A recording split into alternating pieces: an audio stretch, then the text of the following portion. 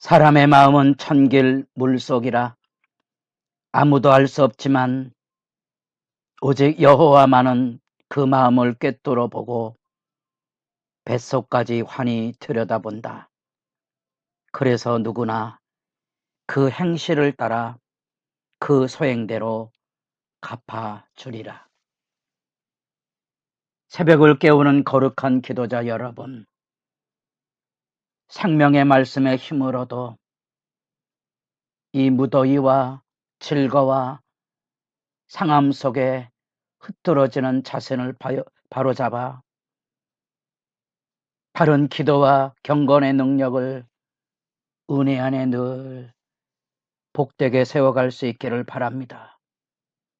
오늘 우리가 읽어갈 하나님의 말씀은 예레미야 17장 1절에서 18절까지의 말씀으로서 우리는 그 안에서 탄식과 하나님의 말씀의 응답, 그 안에서 몸부림치는 미치광이 같은 상징 행위들, 기괴한 행동을 보여서라도 백성을 깨워야 되는 선지자의 슬픈 운명을 만나보게 됩니다.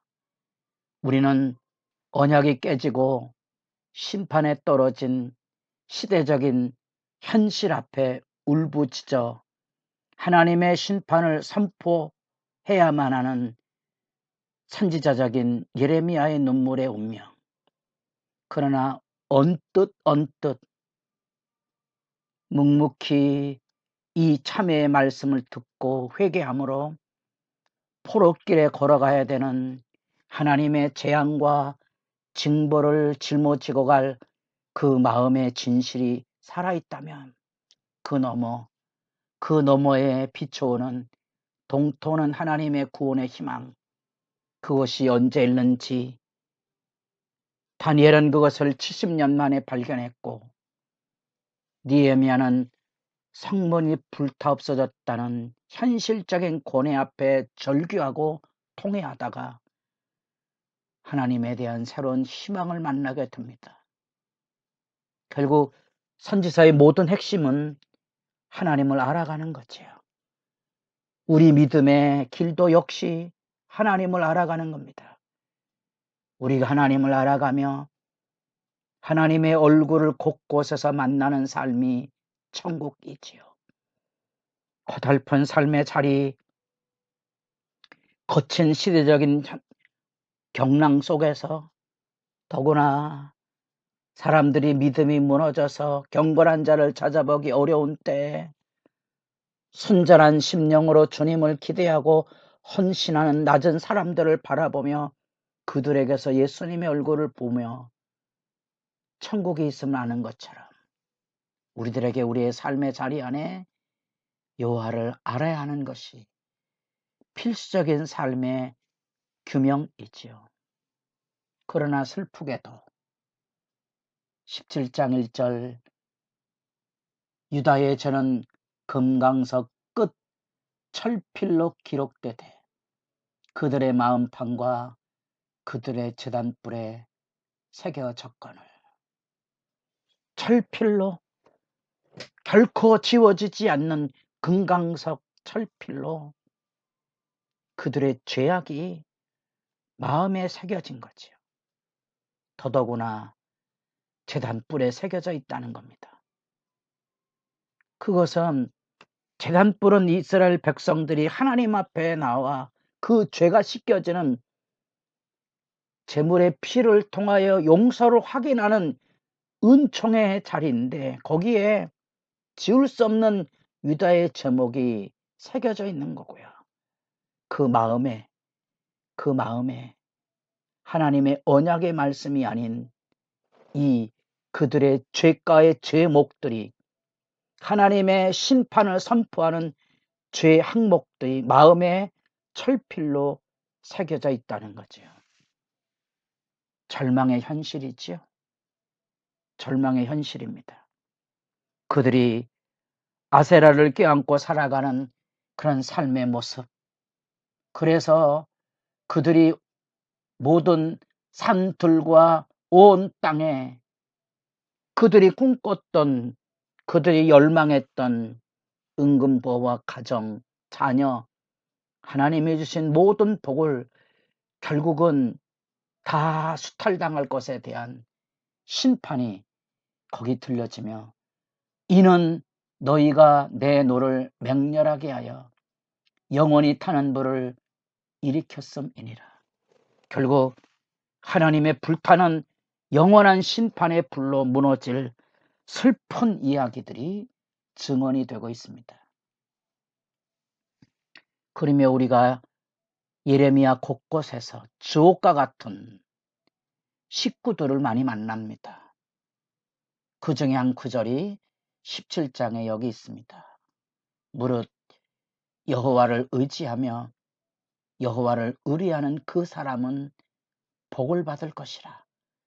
그 잎이 청청하며 가문은 애도 걱정이 없고 결실이 그치지 아니한 같으니라.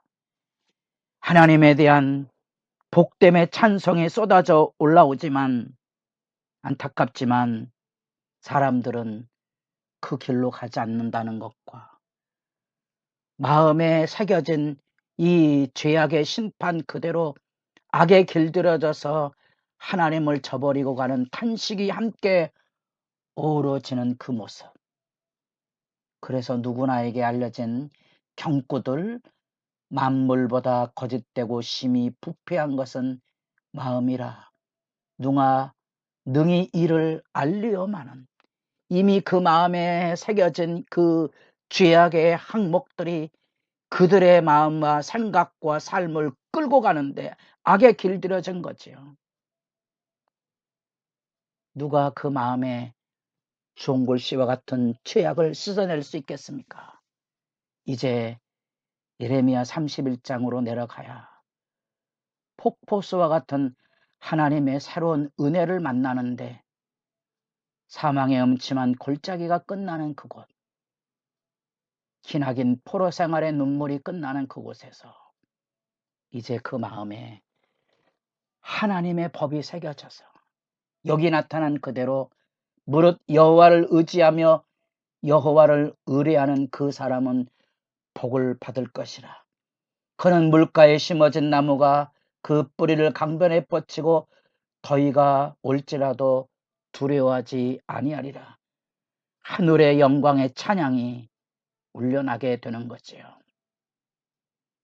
제 가운데 뒹구는 현실의 탄식 속에 곳곳에서 용서섬쳐 솟아오르는 이 하늘의 찬양, 그리고 그 절박한 기도.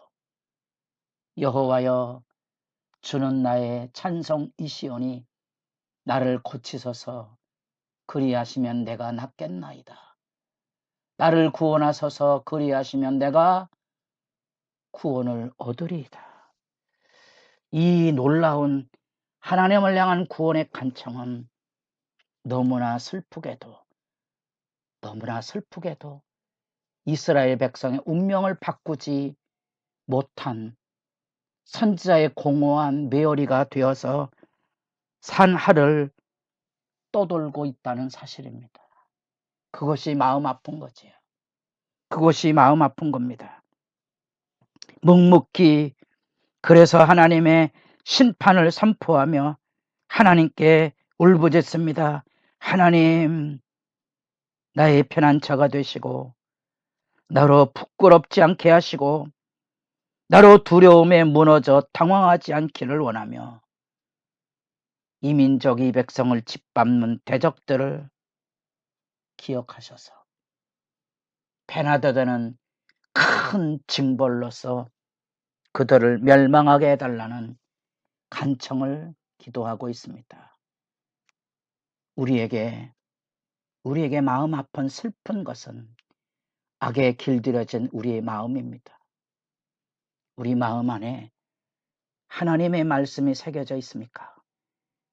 하나님의 음성이 성령의 교훈으로 날마다 충만하게 솟아나오고 있습니까? 하나님 앞에 우지져야 될 기도의 제목입니다. 내 마음이